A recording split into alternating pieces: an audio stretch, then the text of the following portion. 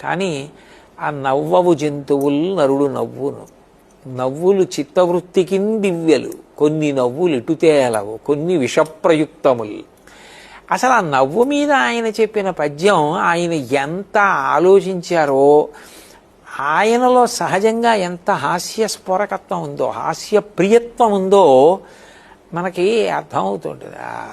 ఆయన కూతురు ఆయన గురించి చెప్తూ వ్రాసుకున్నారు. మా నాన్నగారికి దగ్గు జ్వరం వచ్చినప్పుడు నేను వెళ్ళి, నాన్నగారు తగ్గిందా అండి అని అడిగాను. తగ్గిందమ్మా సగం అన్నారు. సగం తగ్గడం ఏమిటి నాన్నగారు, దగ్గు జ్వరం అన్నాను.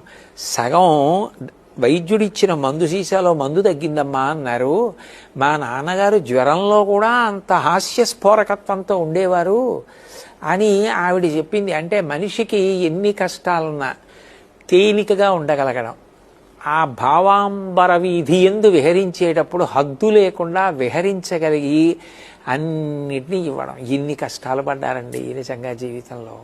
మరి అన్ని కష్టాలు పడి ఆ రోజుల్లో అలా ఎదిగి ఆ స్థాయికి వెళ్ళి గౌరవనీయుడైన శాసనసభ్యుడిగా ఆయన ప్రత్యేకంగా నామినేట్ చేయబడి అన్ని అవార్డులు పొంది అన్ని సన్మానాలు పొంది అలా గడపగలగడం నాకు ఆయన జీవితం మీద ఒక ప్రత్యేకమైన గౌరవాన్ని, ఆయన కవిత్వం మీద ఒక గౌరవాన్ని ఏర్పాటు చేసేది.